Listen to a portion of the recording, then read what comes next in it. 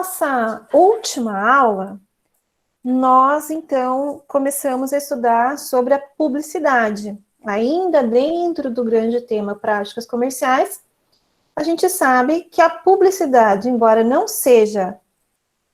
Tá aparecendo que eu entrei com outro e-mail, tá certo? Para mim apareceu que você entrou com outro e-mail, Tabata, mas não tem problema nenhum. Tá bom? Então, vamos lá. Na nossa última aula, então, a gente começou a falar sobre a publicidade.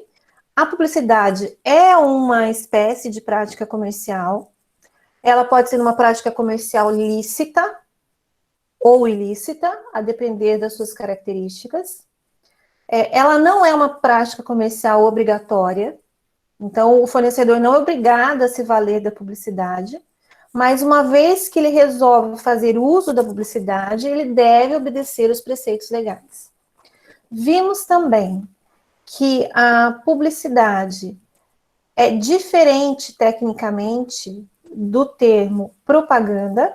A propaganda, ela propaga uma ideia, ela propaga uma política, ela propaga um conteúdo, mas ela não tem intuito de obtenção de lucro. Então, quem faz uso da propaganda, seja o governo através de campanhas institucionais, seja uma ONG, seja, enfim, quem faz uso da propaganda para disseminação, então, de uma ideia, para propagação de uma política, para propagação de uma campanha, ela não tem intuito de ganhar dinheiro com isso. Já quem faz uso da publicidade... Boa noite, Maurício. Esse sim. Quem faz uso da publicidade quer propagar a sua marca, quer fazer conhecer o seu produto, mas com o intuito de obter lucro com essa prática.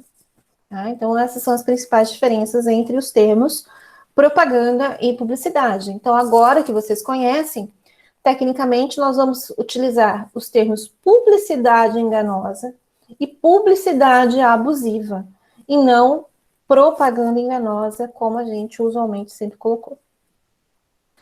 A publicidade também, ela tem alguns princípios, né, que regulamentam a publicidade, que eles estão positivados em vários artigos do Código de Defesa do Consumidor.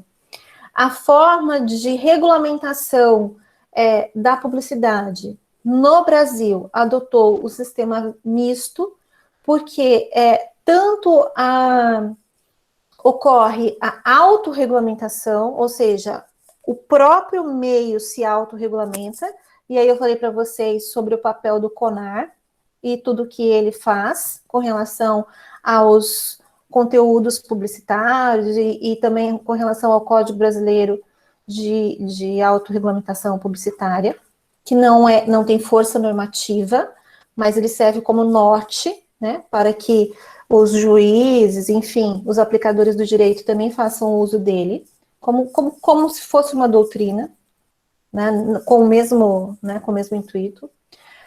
E temos também o sistema legal, que aí funciona através do judiciário, funciona também através de denúncia aos órgãos como o PROCON, como, né, uma defensoria pública, e aí isso pode virar uma ação judicial, se é uma publicidade para retirada, por exemplo, de uma publicidade enganosa, a gente tem que se lembrar que esse pedido, como se trata de uma tutela cuja dimensão é o interesse difuso, proteger o interesse difuso dos consumidores, quando eu peço a retirada do ar, então isso só pode ser manejado via ação coletiva. A ação individual, ela pode existir com relação à publicidade enganosa, por exemplo, se em razão de uma publicidade enganosa, um consumidor acaba adquirindo um produto e esse produto, então, se mostra diferente daquilo que ele realmente é capaz de fazer e que o consumidor foi levado a adquiri-lo justamente por essas falsas informações, né, que foram repassadas através da publicidade. Então, aí o pedido tem natureza individual. A tutela é uma tutela individual, é uma reparação individual. Então, na ação individual, pode-se pedir a reparação individual dos prejuízos, sejam materiais ou morais, que aquele consumidor experimentou. Mas através da tutela individual, da ação individual, perdão, eu não posso pedir a retirada da publicidade do ar, porque esta tutela tem natureza coletiva. E a ação e a tutela coletiva só pode ocorrer via ação coletiva. Uma ação individual não pode tutelar um interesse essencialmente coletivo, né? Porque a gente já sabe que os interesses individuais homogêneos, eles podem ser manejados via ação coletiva por uma questão de facilidade. Mas aqueles interesses, como os interesses difusos, os interesses coletivos em sentido estrito, esses, por serem essencialmente coletivos, eles só podem ser tutelados via ação coletiva, certo? Então, a ação individual, no que pertine à publicidade, é apenas para cumprimento forçado da publicidade, para quando o fornecedor se nega, né, a cumprir aquela publicidade, quando há uma divergência entre o contrato e aquilo que foi efetivamente objeto da ação publicitária, quando, em razão da publicidade enganosa, o consumidor sofre um prejuízo, para essas finalidades, mas quando é tutela individual, quando é tutela coletiva, só através da ação coletiva. Tudo bem? E aí nós já vimos os princípios da identificação imediata da publicidade, vimos também o princípio do ônus da prova, que com relação à veracidade da publicidade, este princípio ocorre uma inversão, né, op legis, ou seja, é o próprio anunciante, o próprio fornecedor, quem tem que produzir provas de que se trata de uma publicidade lícita, ou, portanto, verdadeira e não abusiva, e não é o consumidor quem tem que fazer prova disso. Vimos também que o princípio da vinculação contratual da publicidade é equiparado ao princípio da vinculação da oferta, ou seja, uma vez que o fornecedor fez uso dessa publicidade, havendo conflitos, né, ele deve cumprir o que foi objeto do anúncio publicitário. Então, o consumidor tem direito a esse cumprimento forçado.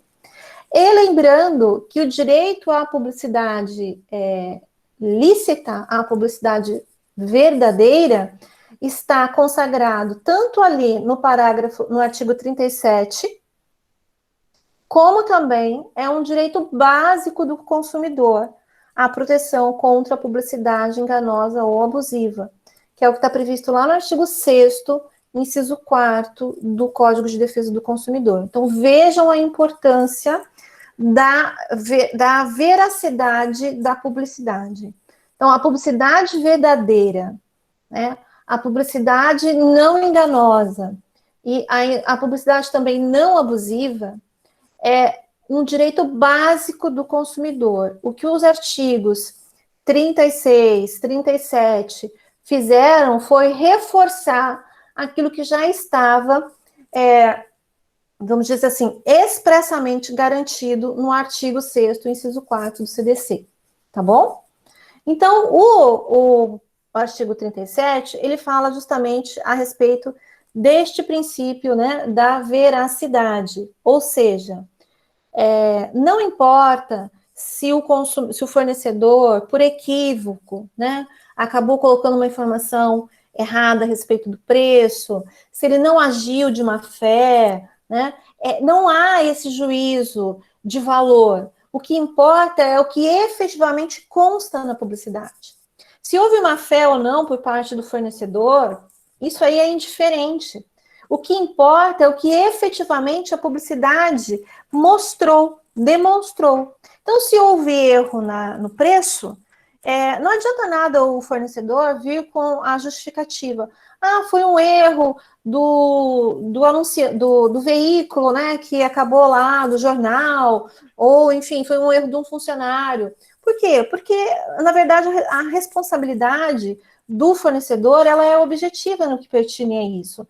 Então, não adianta nada haver essa justificativa, a não ser que se trate de um erro grosseiro, como nós já conversamos.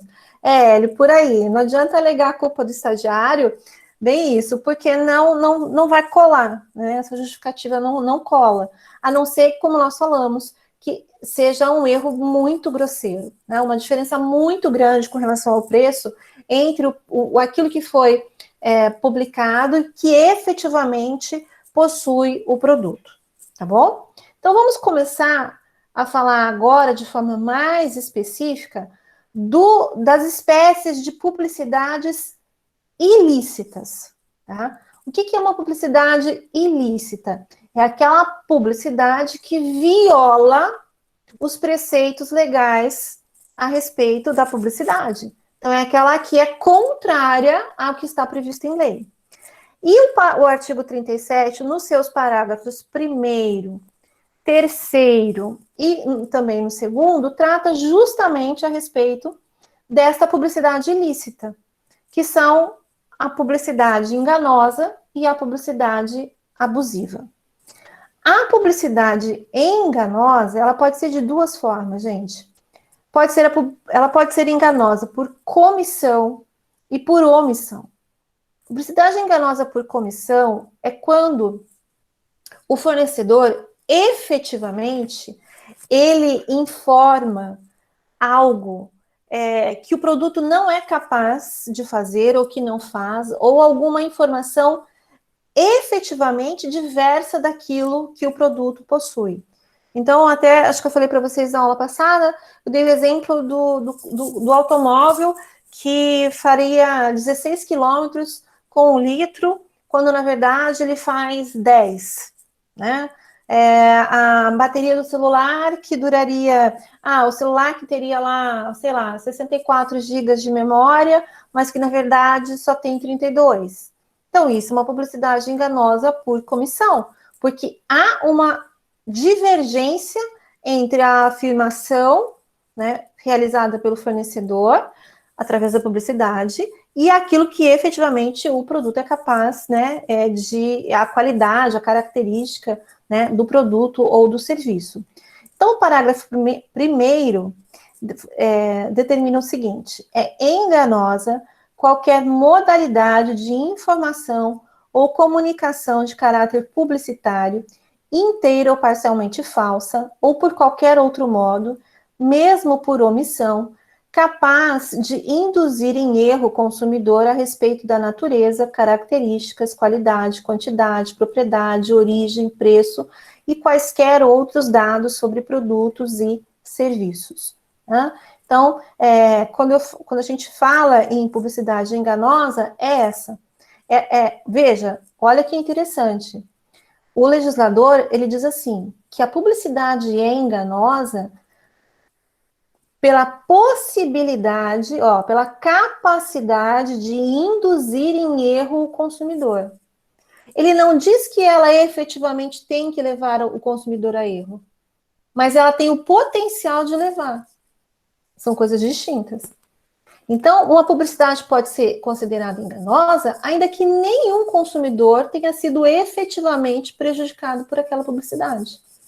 Que é o que a gente fala daí da tutela coletiva. Por exemplo, exigir a retirada de determinada publicidade do ar, porque ela é enganosa. Ainda que concretamente não se encontre nenhum consumidor que tenha sido prejudicado por ela, mesmo assim ela não perde essa característica de ser considerada enganosa e, portanto, ilícita.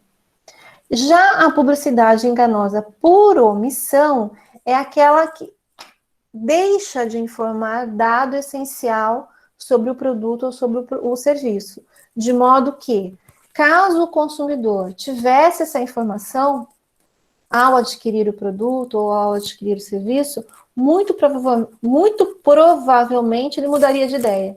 Ele não adquiriria o produto ou não adquiriria o serviço, se ele tivesse aquela informação. Um exemplo que a gente teve de forma muito ampla, que acho que a maioria de vocês se lembram, é quando, acho que foi na Copa, a última Copa foi em que ano? 2018? É isso, né? A Copa do Mundo? Foi em 2018, não foi? Que por conta da Copa do Mundo, a gente sabe que em época de Copa do Mundo, o que mais se vende?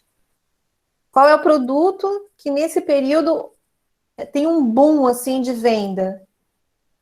A cerveja também, Matheus, mas não foi a cerveja que eu pensei. Um produto mais assim, que melhore a qualidade, melhore a forma para a gente poder, quem não vai até o local onde está acontecendo a Copa do Mundo, assistir.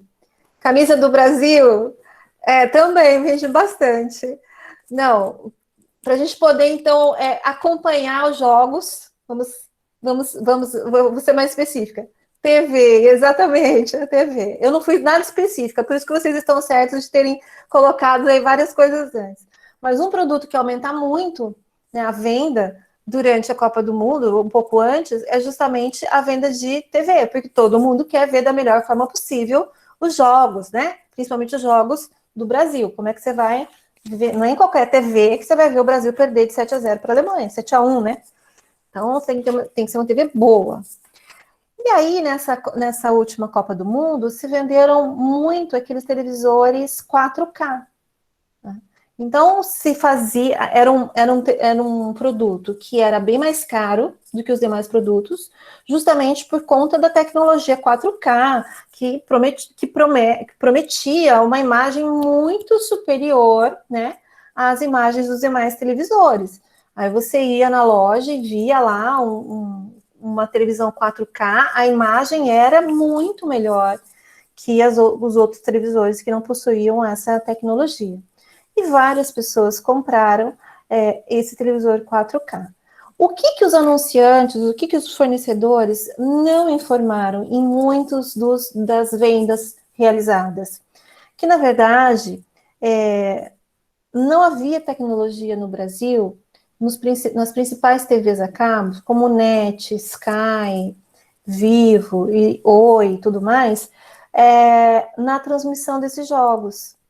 E que aí a imagem não teria diferença. Esse 4K não teria nenhuma repercussão. Por quê? Porque não havia tecnologia para que esse 4K realmente tivesse aquela alta definição. Então, nós não tínhamos a tecnologia ainda para esse tipo de produto. Era uma coisa muito restrita. Em alguns jogos se prometia que haveria a distribuição desse software, a distribuição para quem tem a tecnologia, enfim, mas não houve também, tá? Então, na verdade, esse tipo de publicidade, de você vender um produto, garantindo a superioridade da sua qualidade, com base em uma tecnologia que ainda não estava disponível para a maioria, né, das pessoas que iam fazer uso daquele produto, era uma publicidade enganosa por omissão. Por quê? Porque deixou de revelar uma informação que, se a maioria das pessoas soubessem que, na verdade, aquela tecnologia não seria possível de ser utilizada, não iam pagar o valor que pagaram a mais pelos aparelhos, justamente porque ia ser algo bastante, enfim, inútil, né, naquele momento. Depois, até que surgiu, mas naquele momento, eles estavam vendendo a tecnologia para os jogos da Copa do Mundo. Ou seja, então havia assim, era enganoso por omissão de um lado, mas por comissão do outro, né? Porque se prometia um jogo, uma imagem melhor também, acabou que conseguiu fazer as duas coisas de uma só vez. Então, veja, aqui, com relação à enganosidade, seja ela por omissão, seja ela por comissão, a gente vê muitas coisas que são distantes, né?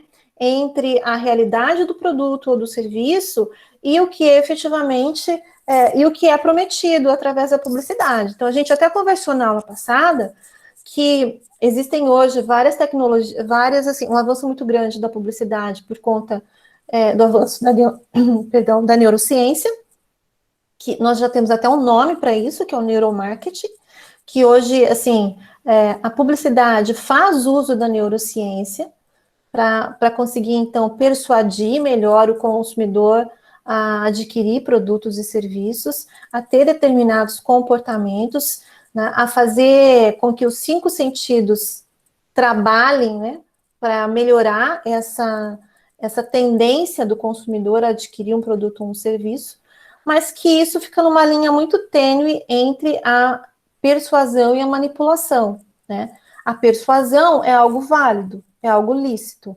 Já a manipulação é você usar da neurociência, o marketing fazer uso da neurociência para manipular, né, os comportamentos dos consumidores, através justamente do estudo do cérebro e dos estímulos cerebrais e do nosso sistema nervoso. Então, a gente vê muita coisa por aí, né? E tem aquele popular sorria, você está sendo enganado. Aqui eu trouxe para vocês um exemplo não sei se vocês vão conseguir ver aqui, mas aqui nesse suco da Del Valle, o que na verdade está, deixa eu chamar a atenção aqui. Tá vendo aqui que coloca que quanto que você, se você jogar o olho rápido ali, você lê quanto aqui, que fala assim, do percentual de suco, né? A maioria das pessoas acaba lendo como se fosse 100% de suco. Mas, na verdade, pessoal, vocês estão aí? Agora, claro, professor, sabe que nós estamos aonde, professora? Que susto, Maurício! Nós estamos aqui 100% de suco, aqui tomando suco, aqui, professor. Não, tá bom, é porque, na verdade, estava muito quietinho. Pai, eu achei engraçado, professor. Claro, estamos aqui sim. Jamais a gente ia faltar uma aula da senhora. Não, tá tranquilo. Bom, então, assim, na verdade, acaba que ele chama, não é uma publicidade que acaba fazendo uma tentativa de manipulação, né? Na verdade, assim, na verdade é 10% de suco e não 100% de suco, né? Então, esse tipo, você olhando rápido, o consumidor acaba usando acaba vendo como 10%, né? Mas essa não é ela não chega a ser enganosa. Na verdade, ela só não é eticamente, vamos dizer assim, correta. Mas essa segunda aqui, essa é. Na verdade, essa é uma publicidade bastante subliminar. Vamos lá. Por quê? Porque vocês sabem que há muito tempo não se pode mais fazer publicidade de cigarros, né, de produtos fumígenos. Então, hoje a publicidade ela é totalmente proibida. Inclusive, nos locais que vendem cigarros, o único local, por exemplo, um supermercado, vende cigarro? Vende. Então, lá ele pode ter cartazes de cigarros espalhados pelo supermercado? Não pode.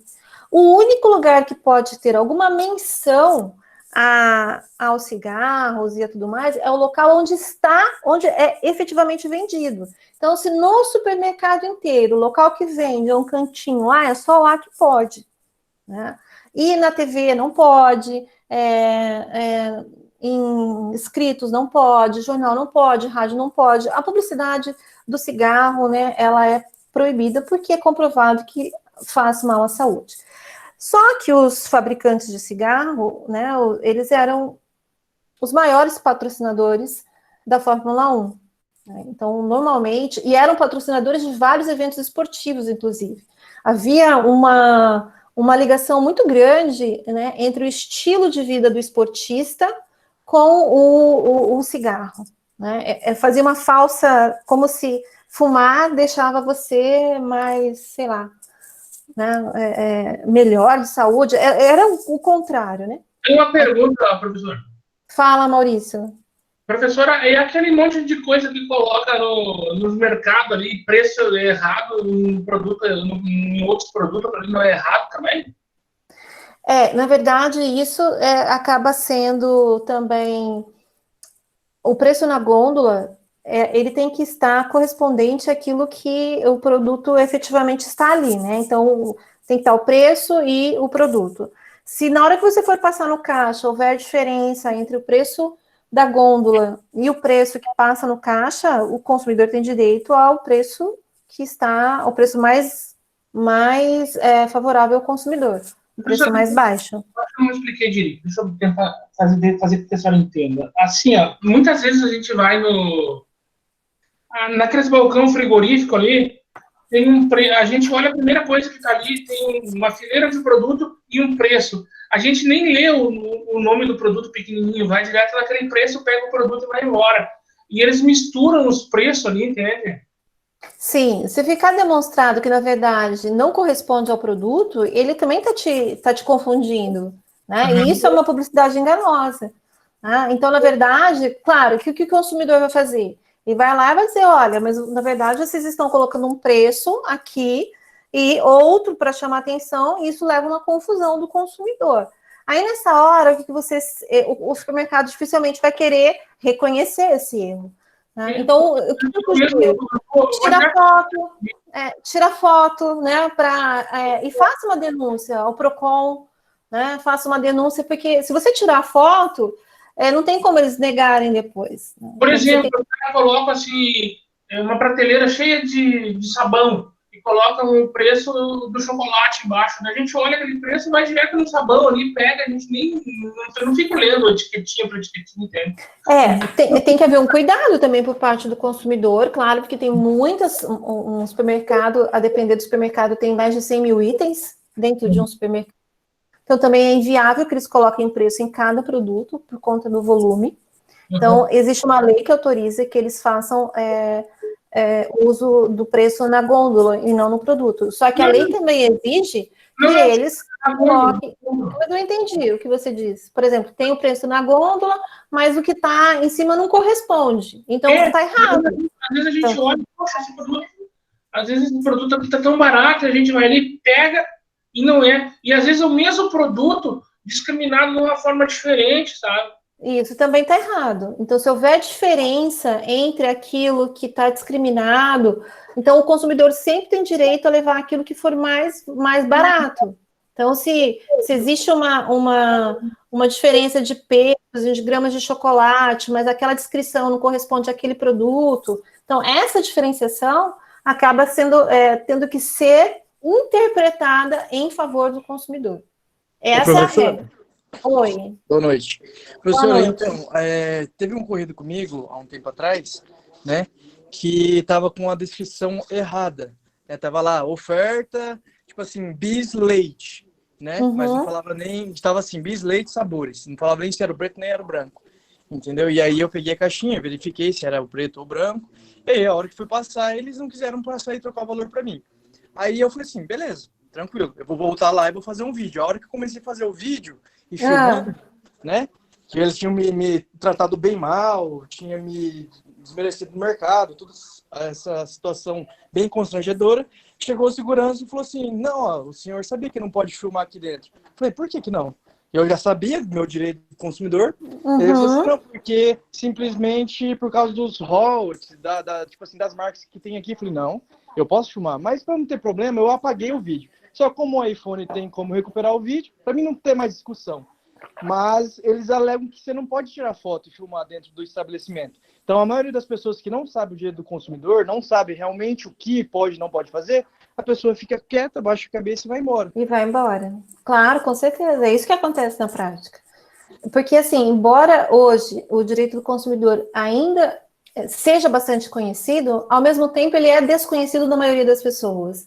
Então, e os supermercados, quando eu falo supermercado, eu digo os fornecedores de uma forma em geral, eles acabam se prevalecendo, né, dessa superioridade econômica, dessa superioridade técnica sobre os consumidores. Você ainda é uma pessoa esclarecida que sabia quais eram os seus direitos. Né? Por isso que eu ainda falo, olha, se eles se negarem, dá até para chamar a polícia. A gente pode chamar a polícia. Mas o que vai acontecer? Você pode chamar, porque na verdade, principalmente com relação à publicidade, quando é uma publicidade enganosa, é considerada também um crime. Não só uma violação administrativa ou civil, né? Mas aí você vai chamar a polícia vai ali. Mas o policial, muitas vezes, também não tem aquele conhecimento. Porque quando o CDC foi feito, ele foi feito para que as delegacias de consumo fosse algo bastante disseminadas no país. Então, era para a gente também ter muitas delegacias de defesa do consumidor. Só que hoje nós não temos, né? Porque, na verdade, nós não conseguimos ter nem delegacias suficientes para os demais delitos. Então, temos em vários lugares promotorias de defesa do consumidor, mas não delegacias. O professor... De polícia mesmo, que eu falo. Oi. Professora, mas só deixa uma curiosidade. Quando você entra no mercado, às vezes tem lá, tipo assim, bem na frente um cartaz. Você não pode entrar com capacete, aí tá lá a câmerazinha de tirar foto, que você não pode tirar foto dentro do estabelecimento, essas coisas. Isso daí pode? Mesmo que o meu direito do consumidor, se eles estão fazendo uma propaganda ou uma oferta enganosa, e eu tenho que provar, eles podem deixar e eles alegarem que eu não posso tirar foto porque está Não, lá especificado? não. Nesse caso, você tem o direito, porque a tua prova, qual vai ser a tua prova? Eu até falei no momento, falei assim, não, mas vocês estão fazendo uma oferta aqui que não tá batendo, eu preciso provar. Aham. Aí ele não É, sou mais o que falar, mas a maioria das vezes a pessoa vai baixar a cabeça e vai... e vai embora. Ou outra questão que outra possível saída, né, para caso você é chamar pessoas que estão perto, como testemunhas. Olha, vem aqui, olha isso aqui. Você está vendo isso aqui? Ah, então tá. Então queria seu nome, né? Mas só que daí é mais difícil, porque às vezes a pessoa não quer se envolver, né? Não quer aborrecimento com isso. Mas também é uma saída, você chamar outras pessoas. Claro, que não estejam com você ali, se você não estiver sozinho. Mas, se não, você pode perfeitamente tirar foto. Porque é um direito seu, né? Então, na verdade, não tem uma justificativa para eles proibirem. Eles querem proibir a foto e o vídeo por questão de concorrencial. Mas o teu objetivo ali não é concorrência, o teu objetivo ali é fazer a proteção de um direito seu, que está sendo violado, né? Então, por isso que nesse caso você tem o direito de fazer a filmagem. Verdade, e ainda eles esqueceram que dá para você apagar e recuperar o E vídeo. recuperar posteriormente, exatamente. Então, assim, isso acontece muito, e é muito comum, né? Então, só voltando ali, nesse exemplo aqui que eu trouxe para vocês, com relação também à publicidade, então, como a publicidade era muito forte, principalmente nos eventos de Fórmula 1, depois foi totalmente proibida, olha a jogada da Marlboro. Então, esse aqui é o carro da Ferrari, que era patrocinado pela Marlboro, e aí houve a proibição de patrocínio. Então, o que eles fizeram? Tá vendo essas listras aqui, que são códigos de barra? Na verdade, de forma, olha só, fazendo uma abertura dessa imagem, essa aqui corresponde a essa mesma imagem, aí essa daqui já é uma imagem ampliada, e essa imagem aqui é a imagem mais ampliada possível. Então, o que está escrito aqui? Marlboro. Né? Então, e aí vocês podem falar, professora, mas não dá para ler Marlboro aqui, né? Não, conscientemente não dá para ler, mas o nosso inconsciente é capaz de fazer a associação. Não vou afirmar faz a associação, porque claro que você também tem que conhecer a marca, tem que saber que essa daqui é a marca da Marlboro e tudo mais, mas as pessoas que acompanham a Fórmula 1, acompanhavam a Fórmula 1, é claro que elas sabiam que isso daqui era a marca da Marlboro. Né? Isso, eles são lendários mesmo. Então, na verdade, isso é exemplo de uma publicidade subliminar, né? Que a gente estava conversando na aula passada. Então, também é uma forma de você enganar. Isso aqui não era só nos carros, isso também tinha nos macacões dos mecânicos, tinha a mesma imagem, né? Então, e como na Fórmula 1 tem aquele lance de trocar os pneus e tudo mais, fazer a parada para reabastecer, então é um momento em que as câmeras todas vão para os mecânicos, e a maioria aparece abaixado e tudo mais, então filma também ali os mecânicos e aparecia a mesma coisa. Aqui é o que a gente vê bastante, por exemplo, isso aqui é a imagem da embalagem, né, por exemplo, do produto, ou é o que está fixado no estabelecimento lá, onde ele está vendendo, ou no cardápio, e esse aqui é o que você recebe na mesa, ou você tira da embalagem, né? Esse aqui é a mesma coisa, esse aqui é aquele... Eu esqueci o nome desse produto. Mas a gente vê bastante por aí. Esse aqui é tipo uma panqueca, né? Tem outro nome, eu sei que tem, mas eu não me lembro. Então, isso é muito comum acontecer, né? Isso é enganoso, não é, gente? Não é você fazer uma afirmação falsa. Olha, eu estou te vendendo isso, você está comprando isso, mas eu te entrego isso, né? Isso é altamente enganoso. Hélio, é isso aí mesmo. Aí essa daqui, ela não chega a ser, mas vamos lá. O que chama atenção aqui? Claro que é o que está em letras maiores. Ganhe horas de voo grátis aqui, né? E, na verdade, não é isso, né? O que está escrito é: ganhe a oportunidade de ser um piloto. Compre um pacote de horas de voo e, no ato do pagamento, ganhe grátis uma caneta de brinde fabricada aqui. No contexto, meninos, era um shawarma, é bem isso que eu estava tentando lembrar.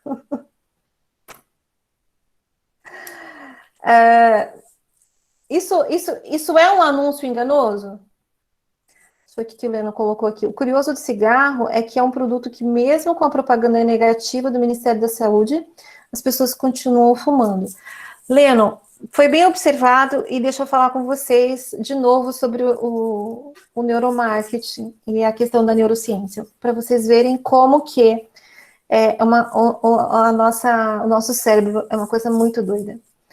Através dos estudos de ressonância magnética e tudo mais, se constatou, porque vocês sabem que nos maços de cigarro é obrigatório que venha aquelas fotografias. O Brasil é um dos países que adotou uma das formas mais rígidas no sentido de proibição da publicidade. Ele não só proíbe a publicidade, como ele faz a contra-publicidade, ou se pensava que fazia. Em todo maço de cigarro não tem aquelas fotos de pessoas doentes, fotos de como fica o pulmão da pessoa, do fumante. Todos vocês, né, têm conhecimento disso. Então, o que você pensava? Qual que é a lógica? Que esse tipo de atenção, esse tipo de chamada de atenção, né, é justamente para inibir o fumante, para que ele compre o cigarro, mas a hora que ele olha, né, aquela imagem, né, daquela pessoa doente ou daquele órgão tão afetado pelo cigarro, que ele cause um mal-estar e que isso acabe levando ele a refletir, enfim, a diminuir o cigarro, até mesmo parar de fumar. Essa é a ideia. A ideia é justamente ser uma advertência que tenha esse poder. Através dos estudos da neurociência, sabe o que se descobriu a respeito dessas imagens? Que elas provocam o efeito contrário no fumante. Nas pessoas que fumam, dá mais vontade de fumar quando elas olham essas imagens. Olha que coisa louca. Tem 2 livros, uma tá até aqui. Figurinha, qual foi a mais forte? Ganha. Aí, ó, tá vendo? O ser humano é doido. É bem isso. Quer ver? Eu até vou... Eu tenho esse livro aqui, e aí... Deixa eu ver. Outra coisa também que se chegou à conclusão... Depois eu olho aqui, mas esse livro aqui é ótimo para quem quiser ler A Lógica do Consumo. Acho que até eu já mostrei para vocês na aula passada. Que todo mundo acha que sexo na publicidade vende mais, e não vende. Né? Também já ficou demonstrado isso, que nem porque você olha lá, mostra, por exemplo, uma publicidade de cerveja, que mostra lá mulheres, né, muito sexy, ou enfim, qualquer outra forma de conotação sexual, que isso necessariamente faça vender mais o produto. Não faz. Né? Então, também já se chegou a essa conclusão, que o sexo não tem esse poder que tanto se achava que ele tinha para a publicidade. Mas, no cigarro, isso ficou comprovado. Então, essa publicidade aqui, com relação até alguém escreveu, acho que foi o Renato, copywriting, isso mesmo. Só que é um copyright enganoso, né, Renato? Vamos combinar, porque, na verdade, o que chama a atenção é o que está em destaque, né? E, na verdade, o que você está ganhando aqui é uma caneta.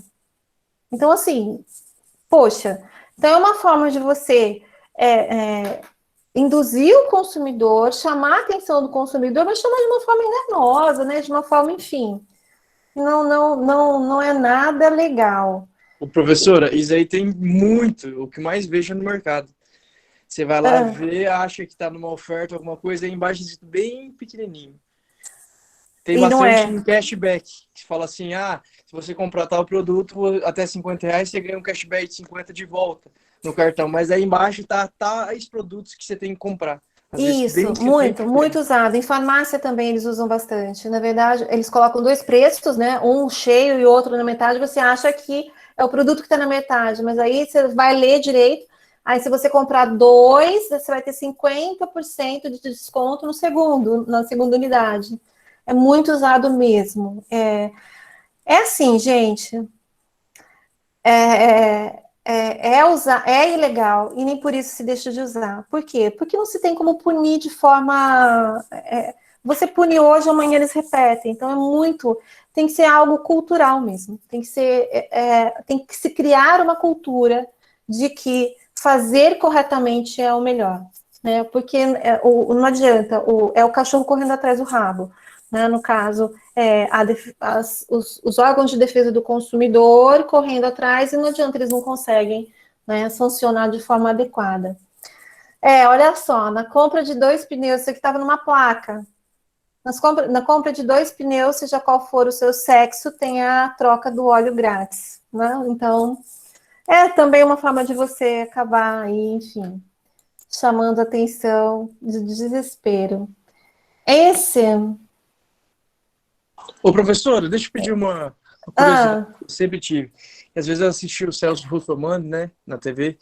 Quando você tem lá, vamos supor... que nem 4 papel higiênico. Hã? É esse? Do papel higiênico? Não, pode ser qualquer outro produto. Vamos supor que tenha lá, que é um kit, que tá vendendo lá, vem 4, vamos supor, caixinha de fósforo. Eu quero comprar só um. Eu posso? Então, na verdade, tem algo que se chama venda casada.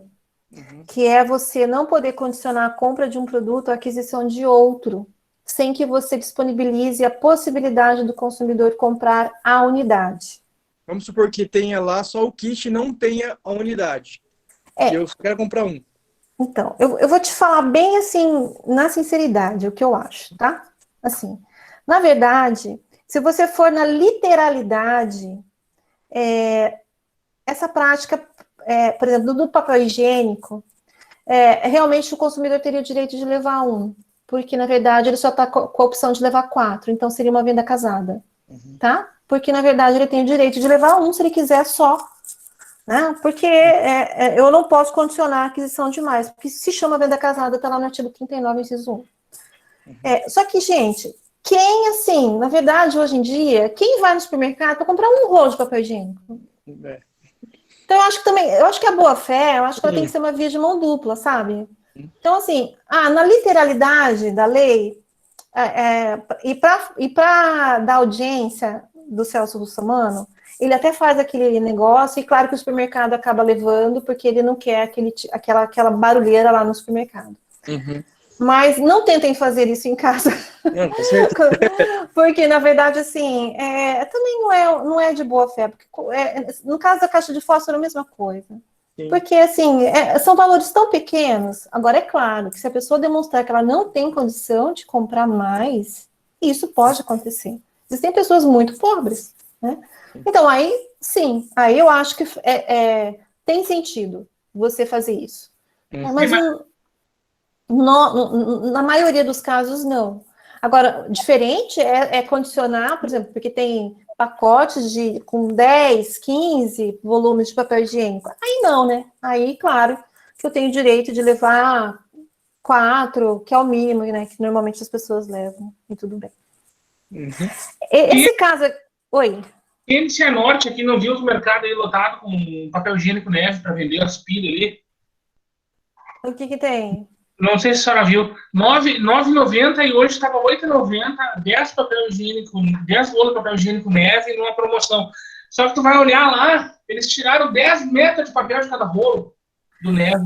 Isso é enganoso, mas isso é enganoso, é porque isso é enganoso da embalagem, né? Porque daí, se eu mudar a embalagem, mas na oferta eles não falam que tem menos quantidade do que o normal, né? Mas isso é enganoso, com certeza. Porque, sim, porque na verdade você está vendendo, você está anunciando como se fosse uma vantagem, mas que na verdade não é, porque se houve uma diminuição, tá dando eco, né, gente? Acho que é bom desligar eu tô me ouvindo aqui.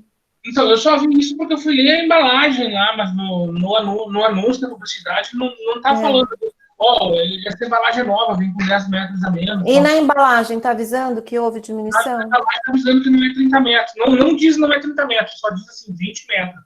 Tá, não fala que houve diminuição, mas na verdade a lei obriga que havendo mudança no conteúdo do produto, é obrigatório que haja o destaque na própria embalagem. Eu não posso fazer a mesma embalagem. Por isso que às vezes vocês veem uma embalagem azul e a outra vermelha, porque é produto novo. O que é produto novo? Ele tem que ter alguma diferença. E produto com menor quantidade é produto novo. Então eu tenho que ressalvar essa diferença. O Nissin hoje mesmo eu só fui descobrir que diminuíram o Nissin há pouco tempo atrás, porque tiraram quase que a metade da quantidade. Só que o preço mantém-se o mesmo. Isso é enganoso também. É enganoso. Esse caso aqui, gente, do Veloster, por quê? Porque, na verdade, eles anunciavam esse veículo aqui como se ele fosse o mais veloz da categoria, né? E o mais potente da categoria. Só que, na verdade, aí foram fazer testes, e, salvo engano, foi a revista Quatro Rodas que fez, e ficou comprovado que a potência desse veículo era 13% menor do que anunciada pelo fabricante. Então, se tratava de uma publicidade enganosa. Aqui é uma brincadeira, né? Então, na verdade, não é Veloster, seria Lentoster, justamente por isso aqui não é a publicidade, isso aqui é só uma brincadeira. Mas esse foi um exemplo de publicidade enganosa do Veloster, porque ele se vendia como se fosse o mais veloz e mais potente da categoria, quando na verdade ele era 13% menos potente do que ele efetivamente informava. Então havia ali uma diferença. Aí a pergunta que vem agora, para a próxima, é o seguinte: essa publicidade aqui é uma marca de uma pizza, né, melhores ingredientes, melhor pizza. É o que nós chamamos de puffing, né, que é o exagero publicitário. É falar assim, é o melhor é a melhor pizza da cidade, o melhor, como que é do Madeiro mesmo? O melhor sanduíche do mundo, o Madeiro, agora ele tirou. Mas ele tirou porque depois ele falava, né? O melhor sanduíche do mundo, alguma coisa assim. Esse exagero, essa é a pergunta. Esse exagero publicitário, ele pode acontecer? Nesse caso aqui da pizza, tem mais um outro exemplo aqui que eu trouxe para vocês do Starbucks, né? O melhor café, né? Então, o melhor café, enfim. Então, é o que nós chamamos de puffing ou puffery, que seria o exagero, né, praticado nos anúncios de publicidade. E a pergunta é, esse puffing, esse exagero, ele pode acontecer? Ou ele também não pode acontecer porque ele é considerado uma publicidade abusiva? Uma publicidade enganosa. O que vocês acham?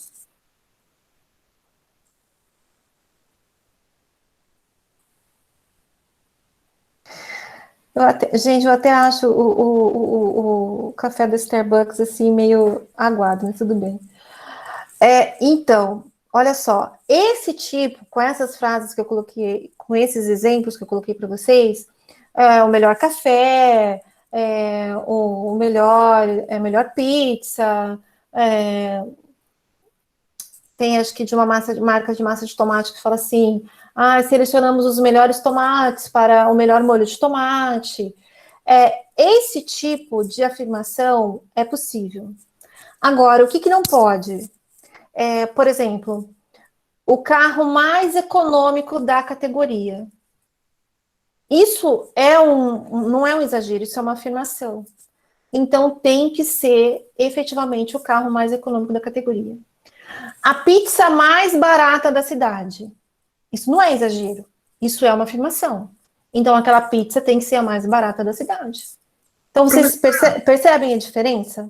Oi. No caso do Madeiro, ali em Moarama, que tem o hambúrguer normal e tem um hambúrguer para criança lá. Só que aquele hambúrguer só pode ser vendido se a criança estiver presente e para menor de quantos anos já quer? 13 ou 14 anos. Não sabia dessa prática. Tem. Esses tempos nós passamos ali, até encontrei o professor Gustavo Faxina, estava lá com a esposa, e a minha esposa ela não come o Madeiro inteiro, ela queria comprar um menor. E eles disseram que não poderiam vender o menor porque ela não era menor de 14 anos, 13 anos, 12 anos. Absurdo. Totalmente abusivo. Não pode, né? Não. Alguém fez uma pergunta ali em cima que eu acabei passando, que foi a questão do cinema. Quem perguntou? O Hélio. Que no cinema é recorrente a venda casada. Também. A pessoa só pode comprar aquilo que é vendido ali dentro pela própria empresa de cinema. Eu acho que foi isso que você quis dizer, tipo, pipoca, refrigerante, é isso, né? Então, você pode entrar com alimentos no cinema desde que você tenha adquirido ali, né, dentro daquelas imediações. Isso também é uma prática abusiva. Por quê? Porque eu não posso condicionar. Se eu permito alimentos dentro do cinema, eu tenho que permitir de qualquer local. Então, se eu quiser trazer de casa, se eu quiser comprar no McDonald's, se eu quiser comprar no Burger King, se eu quiser comprar aonde eu quiser comprar, eu tenho o direito de comprar e entrar para comer. Então, se o cinema me permite entrar com comida, ele não pode restringir qual comida e de onde que é essa comida. Né? Qual comida ele pode, porque ele pode, de repente, dizer, olha, com bebida alcoólica não entra, isso ele pode. Mas ele não pode restringir o local onde a comida foi adquirida. Então, isso é ilegal, isso também é uma prática abusiva, né? Bastante abusiva, inclusive. Em pequenos não deixam entrar com alimento, em Maringá você entra com sorvete. Se fosse meu cinema, eu não deixaria entrar com sorvete, mas tudo bem. Em bar bebendo a cerveja do outro. Olha só, Maurício, só que o cinema, qual que é o objetivo do cinema? O objetivo do cinema é você assistir ao filme, né? Assistir o filme ou ao filme? Assistir o filme, né? Acho que é isso. Tô aqui tentando fazer então, na verdade, o objetivo do cinema não é a alimentação, isso não é o serviço principal deles. Tá? Então, isso aí é só uma forma de agregar. Então, eu não posso fazer essa restrição. Exatamente, a finalidade é a exibição do filme. Perfeito. Tá? Então, por isso que é considerado uma prática abusiva. Aí, depois da publicidade enganosa, outro tipo de publicidade ilícita que nós temos, e, portanto, proibida, é a publicidade abusiva. Uma coisa é publicidade enganosa, aquela que é mentirosa, tá? Porque ela disse o que não é ou que ela deixou de dizer aquilo que deveria dizer. Então, isso é publicidade enganosa. Agora, a publicidade abusiva, ela, na maioria das vezes, ela pode ser até mesmo verdadeira. Ela não tem nenhum tipo de mentira, de enganosidade. Mas ela viola outros valores que são considerados importantes, outros valores sociais que são considerados importantes. Então, por isso que ela é considerada uma publicidade ilícita, porque ela abusa do direito da publicidade. Então, ela abusa do exercício de um direito. Então, eu posso fazer publicidade de um produto ou de um serviço? Posso, mas você tem limites. Você não pode fazer publicidade fomentando medo nas pessoas. Você não pode fazer publicidade discriminando raça, discriminando sexo, discriminando religião. Você não pode fazer publicidade se você atentar contra valores ambientais, se você incentivar as pessoas a não respeitarem o meio ambiente. Você não pode fazer publicidade se você se valer da inocência e da falta de discernimento da criança. Você também não pode fazer publicidade se você, por exemplo, vamos imaginar uma cidade como São Paulo, Rio de Janeiro, essas cidades onde a gente tem um índice de violência maior. E aí você começar a fazer publicidade assim, olha, se você não quiser morrer no trânsito, se você não quiser morrer na linha vermelha, você faça a blindagem do seu veículo, porque senão, sabe assim, fomentando o medo nas pessoas, disseminando o medo, isso é publicidade abusiva. Na verdade, a publicidade abusiva, ela trabalha com isso, com essa fomentação, com esse incentivo a você fomentar, seja o medo, seja a superstição, seja fomentar que pessoas, por exemplo, hipervulneráveis, como são o caso dos analfabetos, como são o caso dos idosos, das crianças, né? Por exemplo, empréstimo consignado para idosos, você não pode fazer uma publicidade assim, olha, se você não quiser morrer por falta de cuidados, faça um empréstimo consignado, porque você nunca sabe o dia de amanhã. O dia de amanhã não pode chegar, porque você já passou a maior parte da sua vida. Você está mexendo com aquilo que a pessoa tem de mais sensível, que é a idade dela, né? E aí você está fomentando ela adquirir um crédito, um empréstimo, usando essa questão da idade. Então, isso é um abuso do exercício de direito, né? É você fazer uma publicidade de uma motosserra cortando uma árvore de peroba. Olha, essa motosserra é tão boa que ela corta a árvore com a madeira mais dura que tem, que é a peroba. Poxa, peroba é uma árvore que está super em extinção, precisa ser conservada, né?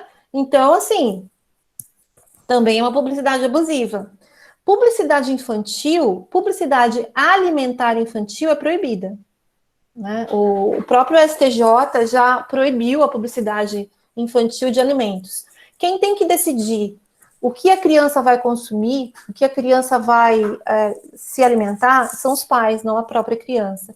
Tudo isso começou com um caso de um produto da Balduco, que era um caso de venda casada, que ele vendia, você juntava cinco embalagens de um biscoito da Balduco, e aí ganharia um bonequinho, acho que do Shrek, só que daí você tinha que pagar mais um valor, aí começou como se fosse um caso de venda casada, e por fim o STJ, além de reconhecer a venda casada, também reconheceu que não se deve fazer publicidade para o público infantil.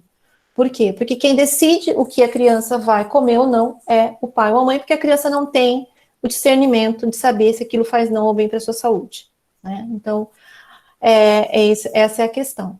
Então, veja só, o parágrafo 2º do artigo 37, para resumir, ele diz assim: é abusiva, dentre outras, a publicidade discriminatória de qualquer natureza, a que incite a violência, explore o medo ou a superstição, se aproveite da deficiência de julgamento e experiência da criança, desrespeita valores ambientais, ou que seja capaz de induzir o consumidor a se comportar de forma prejudicial ou perigosa à sua saúde ou segurança. Aqui está, nessa parte final, a questão dos cigarros, né? Por isso que a publicidade do cigarro é proibida. Porque ela é considerada, porque ela é prejudicial, o cigarro é prejudicial, é perigoso para a saúde. Então, você fazer publicidade de cigarro, você está induzindo a pessoa a se comportar de forma prejudicial ou perigosa à sua saúde ou sua segurança. A publicidade de cervejas, de bebidas alcoólicas em geral, ela é restritiva, ela não é proibida. Por exemplo, ela tem uma série de restrições, mas ela ainda não é proibida. Então, nós temos algumas publicidades restritas e outras proibidas, como é o caso dos cigarros. Aí, como um exemplo de publicidade abusiva, eu trouxe você. Esse aqui é um outdoor, né? Dessa criança aqui, onde está escrito aqui: use e se lambuze, lilica, ripilica. Por que essa publicidade foi considerada abusiva e ilegal? Teve que retirar isso esses outdoors e tudo mais, porque ele foi considerado abusivo. O que vocês veem alguma coisa de errado? Não veem? Acho que tá normal? O que olhando aqui para essa publicidade vocês falariam sobre ela?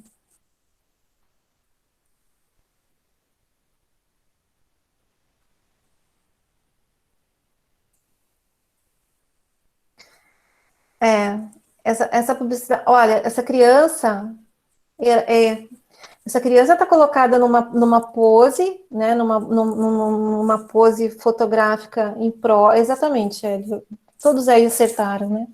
Imprópria. Normalmente essa pose quem fica são modelos adultas quando vão fazer publicidade de biquínis, de roupa íntima, de outras coisas, né? Essa frase, use e se lambuze, totalmente com uma conotação imprópria, né, sexual, que leva a essa sexualização, né? Então, por isso que realmente a criança com sorvete aqui, a gente já viu algumas cenas também, é uma erotização, né? Então, completamente. Alana, né? Essa não, o coitado do estagiário vai se safar, mas tem, tanto que isso aqui, você tá vendo que é verdadeiro, tá ali, foi feita essa publicidade, e aí depois foi retirada, porque justamente é muito abusiva, né? Aí,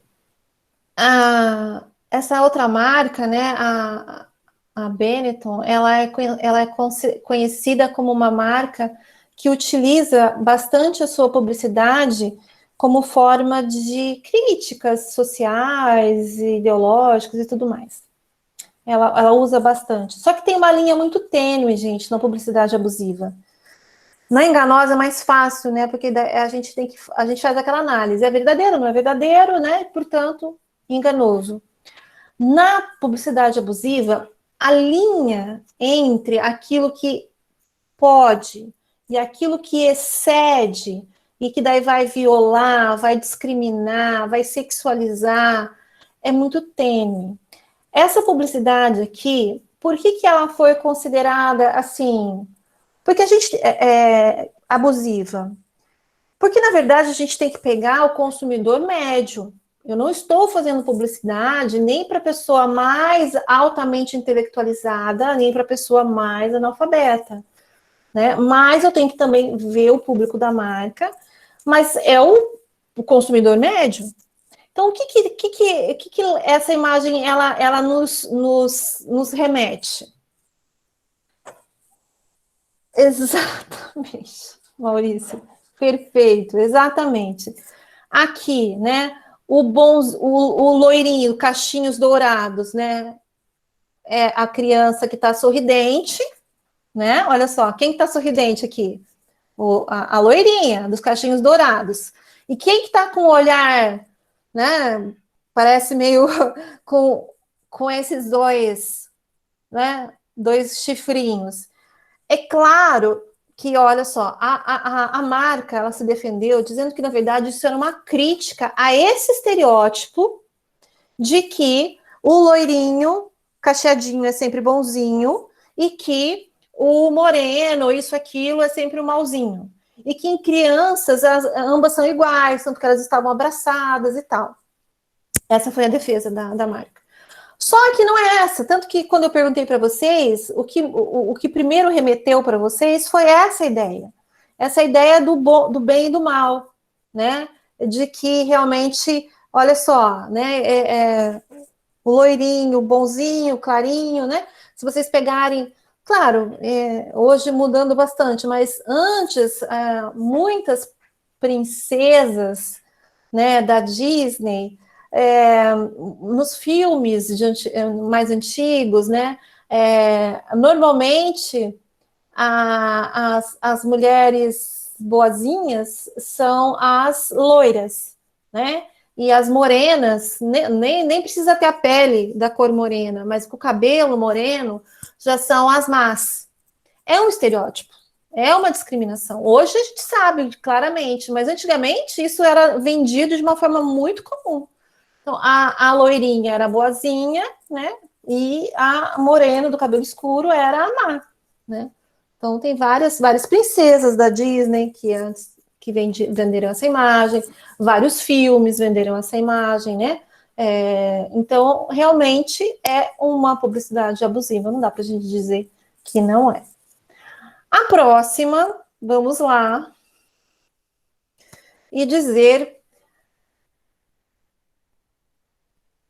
Exatamente, Maurício. Essa aqui estava numa revista, tá? Era o meio da revista, então era tanto de um lado como do outro da revista. Eram as duas páginas, assim.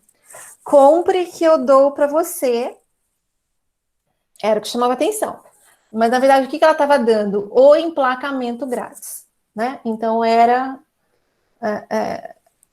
assim, acho que dispensa comentários, né, gente? Eu não vou perder meu tempo para comentar essa daqui, não. Que deu para entender, né?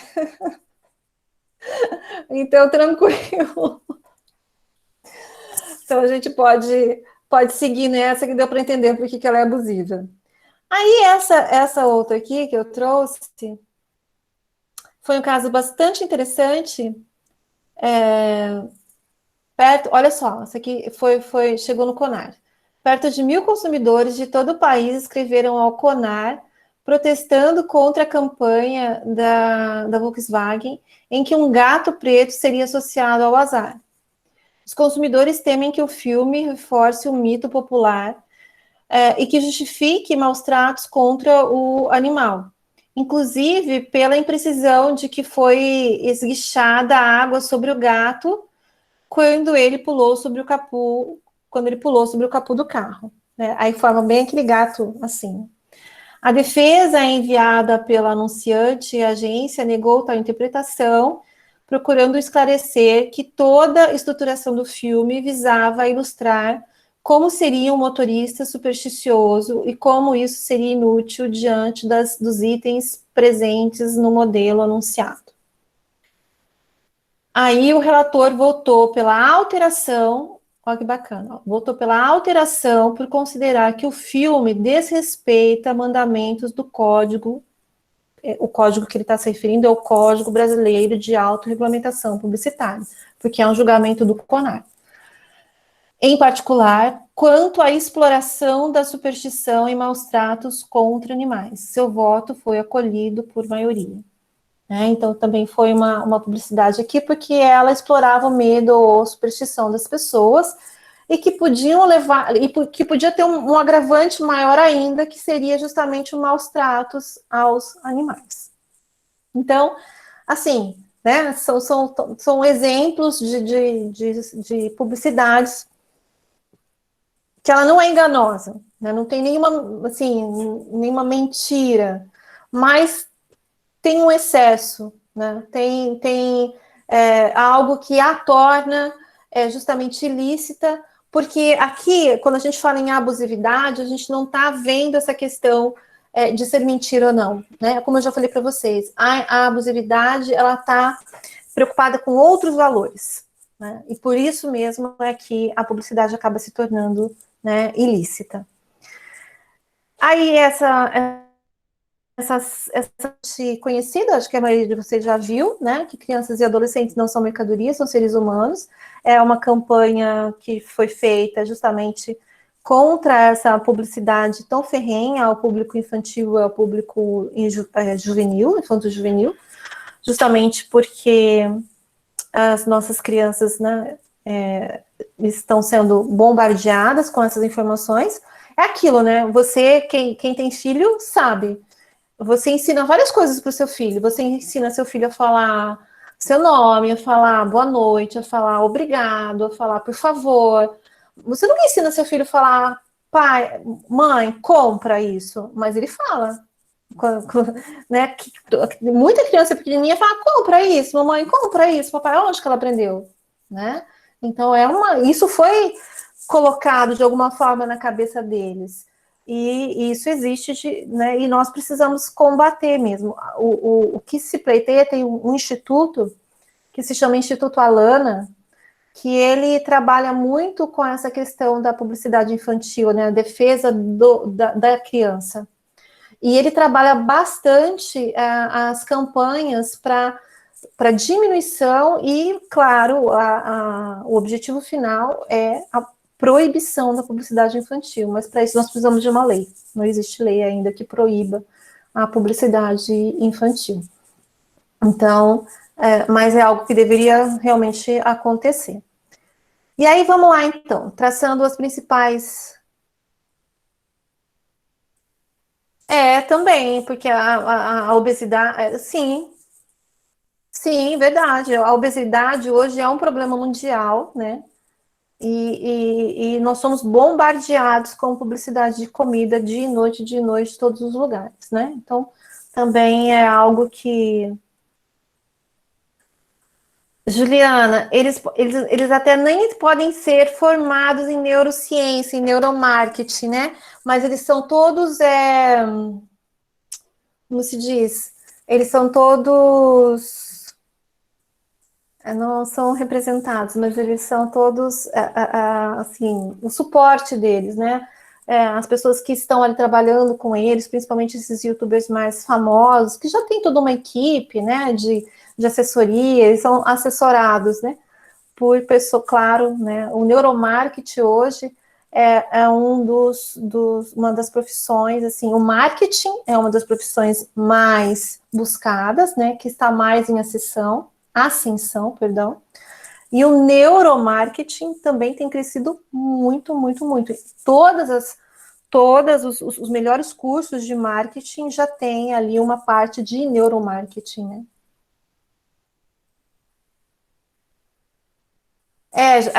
A criatividade, Juliana, tem que ser de ambos os lados, né? Mas quando acabar a sua criatividade, você exercita o simples não e pronto. Aí você começar, mas por quê? Porque aí você vai naquele popular que não tem erro, porque quem manda aqui sou eu. Entendeu? Então, assim, com meu filho, eu usava várias estratégias, né? Eu queria explicar, mas quando começava muita coisa, eu falava assim, porque quem manda aqui sou eu, e pronto. E aí, acabava o assunto ali mesmo. Então, perfeito. Continua, porque esse não tem erro, tá? Chega uma idade que a gente não consegue mais falar muito, mas enquanto eles são ali até os 12, 13, você vai tranquilo nesse quem manda aqui sou eu, que funciona bem.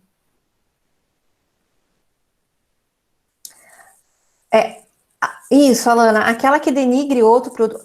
A publicidade comparativa, ela não é proibida. Então, você comparar um produto com outro não é proibido. Agora, o que não pode é você comparar denegrindo justamente o outro de uma forma pejorativa. Esse aqui não presta, esse aqui não funciona e tal. Por quê? Porque realmente você está denegrindo a imagem do outro concorrente, né? É uma publicidade desleal. Então, a comparativa, dizer, olha, o meu produto é melhor por isso, isso e isso, essa pode. Isso, às vezes, quem lembra, teve algumas publicidades do Omo. O Omo fazia, só que ele não chamava o nome do outro produto. Ele só falava assim, o meu produto é melhor que o do concorrente, mas aí a embalagem era a mesma do concorrente, só não tinha o nome, que era o Ariel. Não sei se era o Ariel, não me lembro o nome da outra marca. Mas eles faziam uma publicidade comparativa bastante ferrenha. Só que eles não usavam o nome do outro produto, né? E aí, então, não tinha problema nenhum. Mas mesmo se você usar o nome do outro produto, se você não denegrir e não usar nenhuma afirmação falsa, nem a respeito do seu e nem a respeito do outro, só dizer que o seu é melhor por isso, isso e isso, e tiver, claro, como comprovar todas essas afirmações que você está fazendo, aí ela é permitida. Tá?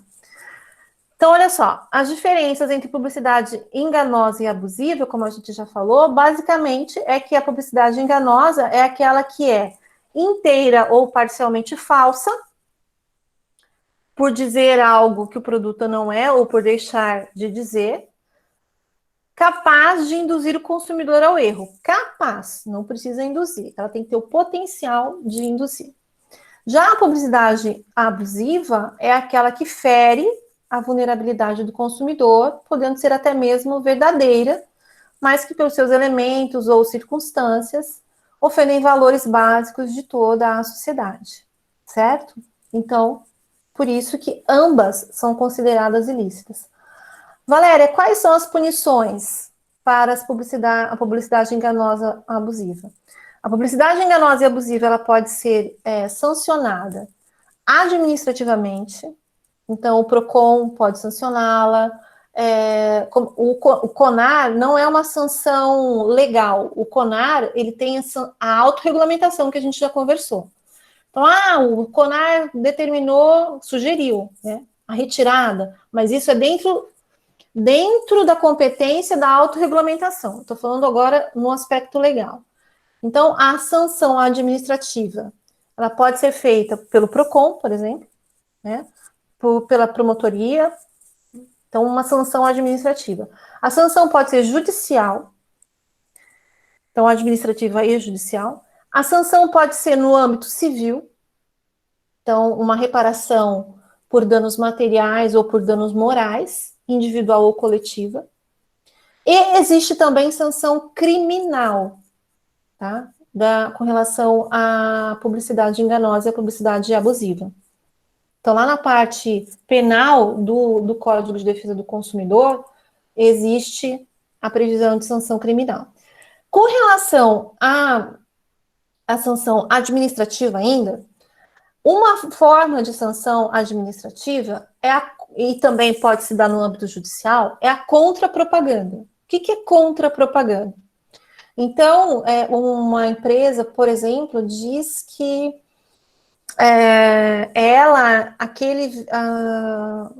uma publicidade comparativa, como a Alana colocou ali, né? Então ela fez uma publicidade comparativa dizendo que o produto dela era melhor que o outro e acabou que era enganosa, tá? Que a publicidade foi considerada enganosa. Então a outra empresa, ela pode pedir como sanção a contrapropaganda, além das outras coisas que ela quiser pedir. O que é contrapropaganda?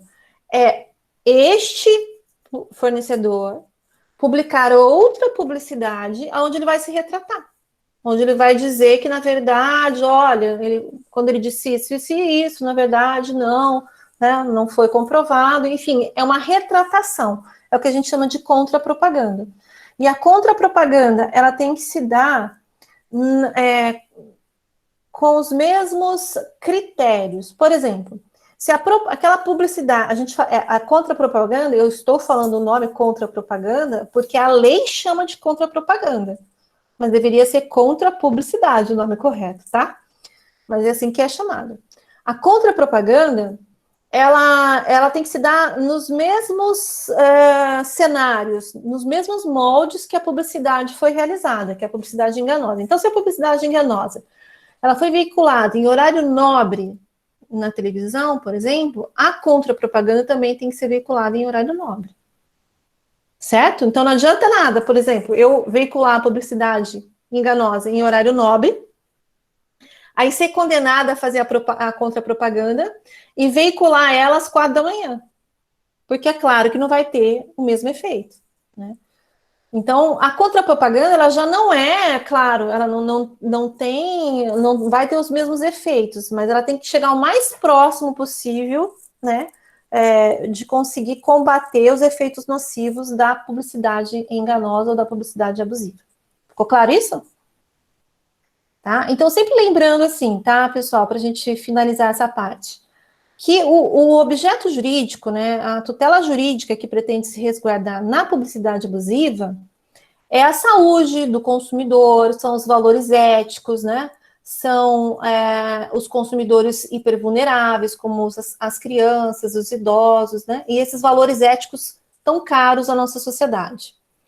Enquanto que na publicidade enganosa, o escopo, a finalidade já é a tutela econômica do consumidor, né, é o bolso do consumidor, o que se pretende proteger, né? É impedir que o consumidor gaste com um produto que efetivamente não faz aquilo que prometeu, né? Porque é enganosa, aquela publicidade ou aquele serviço, seja o que for.